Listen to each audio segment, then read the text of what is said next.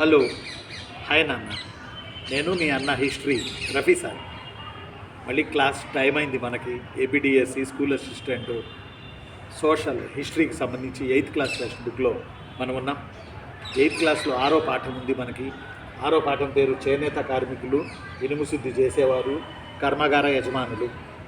చేనేత కార్మికులు, ఇనుము శుద్ధి చేసేవారు, కర్మాగార యజమానులు 6వ పాఠం 8th క్లాస్ టెక్స్ట్ బుక్లో, బైలాంగ్వేజ్ ఉన్న టెక్స్ట్ బుక్లో. ఇందులో భాగంగా మనకేం రాసిందంటే ఆ పేజీలో మన ఎగుమతులు కానీ దిగుమతులు కానీ డచ్ వాళ్ళు కానీ ఇంగ్లీష్ వాళ్ళు కానీ సూరత్ అనే ఓడరేవు ద్వారా సూరత్ అనే ఓడరేవు ద్వారా గుజరాత్లో ఉంది. ఇది వర్తక వ్యాపారాలు చేసుకునే వాళ్ళని రాశారు. సూరత్ అంటే బ్రిటిష్ వాళ్ళ భారతదేశంలో మొట్టమొదటి వర్తక స్థావరం సూరత్. అలాగే డచ్ వాళ్ళకు కూడా ఒకళ్ళు పోయిన తర్వాత ఒకళ్ళు వచ్చారు సూరత్ ఓడరేవుకి.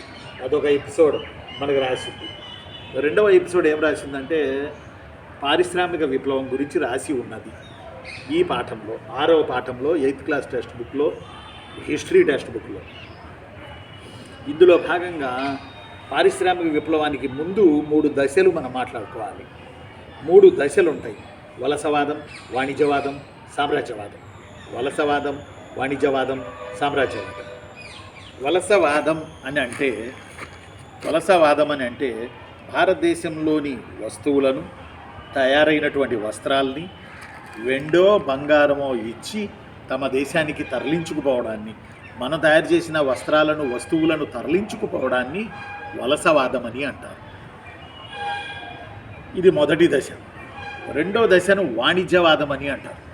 అంటే అర్థం, మనం తయారు చేసుకునే కెపాసిటీ మనకున్నా, ఎప్పటి నుంచో మనం తయారు చేసుకుంటున్న వస్త్రాలు కానీ, గ్రామాల్లో గ్రామీణ ఉత్పత్తులు కానీ, పొలాలకు ఉపయోగపడే వస్తుత్పత్తులు కానీ మనం తయారు చేసుకునే అవకాశం ఉన్నప్పటికీ మనల్ని చెయ్యకుండా వాళ్ళు ఇంగ్లాండ్లో తయారు చేసి తెచ్చి మనకమ్మి, అప్పుడు వాళ్ళు మనకిచ్చిన వెండి బంగారంతో పాటు మనకున్న లోకల్లో మిగిలిన బంగారంతో సహా ఊడ్చుకుపోయారు. దీన్ని వాణిజ్యవాదం అంటారు. వలసవాదం అంటేనేమో తయారైన వస్తువులను తీసుకుని వెళ్ళడం, ఇంక్లూడ్ వస్త్రాలు. వాణిజ్యవాదం అంటేనేమో తయారైన వస్తువులను తెచ్చి మనకమ్మి మన దేశాన్ని దివాళా తీయించడం.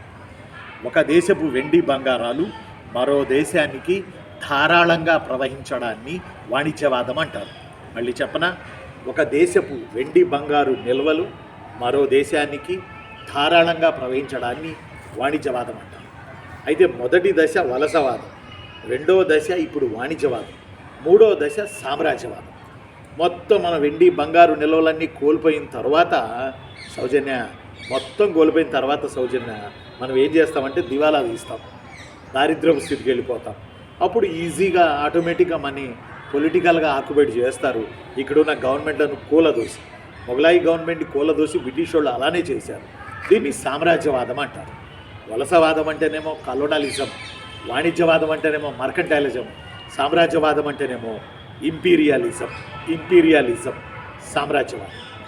ఈ 3 దశలు ఉన్న తరుణంలో మన దేశం నుంచి వాళ్ళు వస్తువులు తీసుకుని వెళుతున్న నేపథ్యంలో, వాళ్ళు వెండి బంగారాలు మనకిస్తున్న నేపథ్యంలో, మన దగ్గర తయారయ్యే అనేక అద్భుతమైన వస్త్రాల యొక్క ఫోర్సుని వాళ్ళు తట్టుకోలేక యంత్రాలను తీసుకురావడానికి ప్రయత్నం చేస్తే, ఆ యంత్రాల ద్వారా వచ్చినదే 17, 18, 19 శతాబ్దాలలో ఇంగ్లాండ్లో ఇండస్ట్రియల్ రివల్యూషన్. ఇందులో భాగంగా ఇండస్ట్రియల్ రివల్యూషన్ వస్త్ర పరిశ్రమలో వచ్చిందన్నది నిజమైతే, బట్ అంతకన్నా మించి ఇనుము ఉక్కు పరిశ్రమలో ఇంగ్లాండ్లో ఇండస్ట్రియల్ రివల్యూషన్ వచ్చింది. అందువల్లనే ఇనుము ఉక్కు పరిశ్రమ కీలకం కాబట్టి, ఏ దేశాభివృద్ధికైనా మిషన్లు, యంత్రాలు ఇవన్నీ ఉండాలి కాబట్టి ఇనుము ఉక్కు అవసరం కాబట్టి ఆ రోజుల్లో ఇంగ్లాండుని ప్రపంచ కర్మాగారం అని పిలిచారు. Please note this point. తమ్ముళ్ళు, చెల్లెళ్ళు, డిఎస్సికి ప్రిపేర్ అవుతున్న తమ్ముళ్ళు, చెల్లెళ్ళు జర గమనించండి. ప్రపంచ కర్మాగారాన్ని ఏ దేశం అంటారు అని అంటే ఇంగ్లాండ్. ఎందుకంటారంటే ఇనుముక్కు పరిశ్రమల వల్ల, నాటి వస్త్ర పరిశ్రమ వల్ల. ఇనుముక్కు పరిశ్రమ అంటే భారీ పరిశ్రమలు. ఈ పరిశ్రమల వల్ల దేశాలే అభివృద్ధి చెందుతాయి, కార్మికులకు పని దొరుకుతుంది, బ్రిడ్జీలు కడతారు, ఇండస్ట్రీలు కడతారు. అందువల్ల ఇనుము ఉక్కుకి చాలా important, iron and steel companies అని చెప్పి. అప్పటికి మన బెంగాల్లో కొంత ఇండస్ట్రీ ఉంది, అది కూడా బ్రిటిష్ వాళ్ళు ఇండియాలో పెట్టుకున్నటువంటి ఇండస్ట్రీలే. ఆ వస్త్ర పరిశ్రమలు అవి ఇవి మనకున్నాయి. అయితే మన వస్త్రాల విషయానికి వచ్చేటప్పటికీ మొట్టమొదటిది సౌజన్య మస్లిన్ అంటారు. MUSLIN muslin. మస్లిన్ అంటే సన్నని దారంతో నేసిన వస్త్రాలు. యాక్చువల్గా ఈ మస్లిన్ అనే పదం మనకి ఇరాక్ దేశంలో మసూల్ లేదా మెసూల్ అనే ఒక తెగ, వాళ్ళు అరబ్బుల వరకు వచ్చి అరబ్బుల నుంచి మనకు సంక్రమించిన పదం మస్లిన్. సన్నని దారంతో నేసిన వస్త్రాలు, తొడిగితే తొడిగినట్టు ఉంటాయి, తొడకపోయినా తొడగనట్టే ఉంటాయి. అంతటి ఉల్లిపాయ పొరలాగా పాము కుబుసం వీడిస్తే ఎలా ఉంటుందో అంత సన్నగా ఉంటాయి ఆ యొక్క వస్త్రాలు. వాటిని మస్లిన్ అని అంటారు. ఇప్పుడు శాతవాహనుల పీరియడ్లో మనం రోమ్కి ఎగుమతి చేసాం మచిలీపట్నం రేవు నుంచి మస్లిన్. ఇది పడి చచ్చేవాళ్ళు యూరోపియన్స్ మన వస్త్రాల కోసం సౌజన్యం. దాన్ని మస్లిన్ అంటారు. ఇది మన ఏపీలో అయితే మచిలీపట్నం, అలానే నల్లగొండ, తెలంగాణ అయితే నల్లగొండ, ఢాకా, బీహార్లలో ఈ మస్లిన్ వస్త్రాలు తయారు చేసి అమ్మేవాళ్ళు. పిచ్చ డిమాండ్ వీటి. రెండోది కేరళ అనగానే మనకు సుగంధ ద్రవ్యాలు సడన్గా గుర్తొస్తాయి. సుగంధ ద్రవ్యాలతో పాటు క్యాలికట్ నుండి వస్త్రాలు ఎత్తుకుపోయేవారు. వాటిని క్యాలికో అని పిలిచేవారు. క్యాలికో అని పిలిచేవారు. మూడోది చిండ్జ్ వస్త్రాలు. CHINDZ చిండ్జ్ వస్త్రాలు. ఈ వస్త్రాలు నూలు వస్త్రాలే. పూల డిజైన్లు కలిగిన వస్త్రాలు. యూరోపియన్స్ పడి చచ్చేవాళ్ళు ఈ వస్త్రాల కోసం. పూల డిజైన్లు కలిగిన నూలు వస్త్రాలను చిండ్జ్ అంటారు. CHINDZ. అలానే బాంధన్న అనేది మరొకటి. BHADHANNA. బాంధన్న అని అంటే ముదురు రంగు కండువాలు, అంటే రుమాళ్ళు అనొచ్చేమో సౌజన్య. ముదురు రంగు రుమాళ్ళు లేదా కండువాలు, వీటిని తలకి చుట్టుకుంటారు. లేకపోతే మార్వాడీలు పెళ్ళిళ్ళకి వేసుకుంటారే సౌజన్య, ఇలా వేసుకుంటారు. అది ఆ డ్రెస్ ఏదో అంటాం కదా ఆ డ్రెస్ని. అప్పుడప్పుడు మనాళ్ళు కూడా పెళ్ళిళ్ళకి వేసుకుంటారు, కుర్తా పైజామా లాగా అలా అంటారు. దానిని బాంధన్న అంటారు. ఇంకోటి ఉంది జమ్దాని. JAMDNI. జమ్దాని అంటే బంగారు, చూడు సౌజన్య, బంగారు దారాలు తీసి సన్నటివి ఆ మిశ్రమంతో మరమగ్గంపై నేసిన వస్త్రాలను జమ్దాని అంటారు. మళ్ళీ చూడండి, మస్లిన్ అంటే అరబ్బుల నుంచి, ఇరాక్ నుంచి వచ్చినాయి ఇవి నూలు వస్త్రాలు. ఇవి సౌత్ ఇండియాలో ఫేమస్, మనం చేసేవాళ్ళం, వీటి కోసం పడి చచ్చేవాళ్ళు. అలానే క్యాలికో, కేరళ నుంచి తీసుకెళ్ళిన వస్త్రాలు చిండ్జ్ వస్త్రాలు. పూలు డిజైన్ చేయబడిన పూల డిజైన్ కలిగిన వస్త్రాలు నూలు వస్త్రాలు. బాంధన్న అంటే ముదురు రంగు కండువాలు, తలకి లేకపోతే మెడ మీద వేసుకునేవాళ్ళు ఇట్లా. అలానే జమ్దాని అని అంటే బంగారు దారాల మిశ్రమం మరమగ్గంపై నేసిన వస్త్రాలు. మస్లిన్ కానీ, కాలికో కానీ, చిండ్జ్ కానీ, బాంధన్న కానీ, జమ్దాని కానీ ఇవన్నీ పడి చచ్చేవాళ్ళు ఇంగ్లాండ్ వాళ్ళు, అమెరికా వాళ్ళు, ఆ బెల్ట్ మొత్తం కూడా. ఇవన్నీ మనకి కాసిం బజార్లో, పాట్నాలో, కలకత్తాలో, ఒరిస్సాలో, చార్పూర్లో, మచిలీపట్నంలో ఇవన్నీ మనకి తయారవుతూ ఉండేవి. ముఖ్యంగా ఇవి వస్త్రాలకి ఫేమస్. ఇలా వస్త్రాలు విపరీతంగా మన చేతితో నేసిన వస్త్రాలకి బ్రిటిషోడు అల్లాడిపోయి వాళ్ళ సంపద అంతా మన దేశానికి వచ్చి పడుతుందని బ్రిటిషోడు ఫీల్ అయ్యి వాడేం చేశాడు, ఇంగ్లాండ్లో ఇండస్ట్రియల్ రివల్యూషన్కి దారితీశాడు.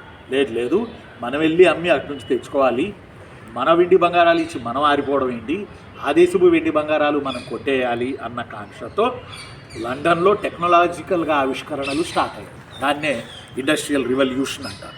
సాధారణంగా ఇండస్ట్రియల్ రివల్యూషన్ అంటే మీరు నేను అందరూ చెప్పుకునే పాయింట్ ఏంటంటే, అందరూ చెప్పే ఒక పాయింట్ ఏంటంటే తక్కువ కాలంలో తక్కువ ఖర్చుతో తక్కువ మంది కార్మికులతో యంత్రాల ద్వారా ఎక్కువ వస్తోత్పత్తి చేయడాన్ని పారిశ్రామిక విప్లవం అంటారు అని చెప్తారు. కానీ అది కరెక్ట్ కాదు. నేను చెప్తాను చూడండి, కొంత ఎలాబరేట్ ఇస్తాను. పారిశ్రామిక విప్లవం అంటే వ్యవసాయ రంగంలోని గరిష్ట మానవ శ్రమను పరిశ్రమలకి బదలాయించడాన్ని ఇండస్ట్రియల్ రివల్యూషన్ అంటారు. విచ్ మీన్స్ ఒకప్పుడు జనాలందరూ అగ్రికల్చర్లో పనిచేసేవాళ్ళు, ఇప్పుడేమో ఇండస్ట్రియల్కి వాళ్ళు రూపాంతరం చెందుతున్నారు. వ్యవసాయ రంగంలోని గరిష్ట మానవ శ్రమను పరిశ్రమలకి బదలాయించడాన్ని ఇండస్ట్రియల్ రివల్యూషన్ అంటారు. ఇండస్ట్రియల్ రివల్యూషన్లో భాగంగా మన వస్త్రాలను దెబ్బ కొట్టాలని, మన వెండి బంగారాన్ని కొట్టేసి వాళ్ళ వస్త్రాలు అమ్ముకోవాలని, మన వస్త్రాలు సంప్రదాయంగా చేస్తున్న వాళ్ళ చేతులు నరకడానికి, మరమగ్గం మీద వస్త్రాలు తయారు చేస్తుంటే చెయ్యొద్దని చేసిన వాళ్ళకి మోతుర్పా అనే పన్ను విధించారు. మోతుర్పా, MOTURPA, పూణేలో మోతుర్పా అన్నారు. మరమగ్గంపై నేయకుండా, అసలు చేతులు నేయకుండా చేతుల వేళ్ళు నరికారు. వాళ్ళ వస్త్రాలు మనం కొనాలని. ఒకవేళ మీరు చేస్తే చేసుకోండి, ఇలా ట్యాక్స్ కట్టండి. ఆ ట్యాక్సే మోతుర్పా. అని బలవంతంగా పీడించారు మనం. అంతేకాదు వాళ్ళ ఆవిష్కరణలు తెచ్చుకుని ఇంగ్లాండ్లో 1764లో జాన్ కే అనేవాడు స్పిన్నింగ్ జెన్నీని కనుక్కున్నాడు. 1764 జాన్ కే స్పిన్నింగ్ జెన్నీ. 1768లో ఆర్క్ రైట్ ఆవిరి యంత్రాన్ని కనుక్కున్నాడు. 1764లో జాన్ కే కనుక్కున్న స్పిన్నింగ్ జెన్నీ వల్ల ఒక కార్మికుడు చాలు ఎక్కువ కుదురుల్లో దారాన్ని తీసి వస్త్రాలు నేస్తారు. దాన్ని ఏమంటారంటే స్పిన్నింగ్ జెన్నీ అంటారు. జాన్ కే 1768 ఆర్క్ రైట్ ఆవిరి యంత్రాన్ని కనుక్కోవడం జరిగింది. ఇలా ఇండస్ట్రియల్ రివల్యూషన్ ద్వారా అనేక ఆవిష్కరణలు చేస్తూ అవి తెచ్చి బలవంతంగా మన అమ్ముతూ మన దేశంలో ఉన్న వెండి బంగారాలు ఇంగ్లాండ్ వాళ్ళు కొట్టేయడానికి ప్రయత్నం చేశారు. ఓ మాట చెప్పాలంటే ఇండస్ట్రియల్ రెవల్యూషన్ వల్ల బాగా దెబ్బతిన్న దేశం ఏదో తెలుసా? మన ఇండియానే. అసలు మన ఇండియాను దృష్టిలో పెట్టుకుని వాళ్ళు ఇండస్ట్రియల్ రెవల్యూషన్ తీసుకొచ్చారు. మీకు ఒక విషయం తెలుసా? 1857 సిపాయిల తిరుగుబాటులో అయోధ్య సైనికులు ఎక్కువగా పాల్గొన్నారని చెప్పాను. అయోధ్య సైనికుల్ని ఆ తర్వాత ఆర్మీలో వాళ్ళు తీసుకోలేదు. సిపాయిల తిరుగుబాటు ఫలితాల్లో దాన్ని మనం చూడవచ్చు. అయితే ఆ అయోధ్య బ్రిటిష్ వాళ్ళకి అతిపెద్ద వస్త్రాల మార్కెట్. అందువల్ల అయోధ్యని పాడి ఆవు అని పిలిచారు, మిల్క్ కౌ అని పిలిచారు బ్రిటిష్ వాళ్ళు.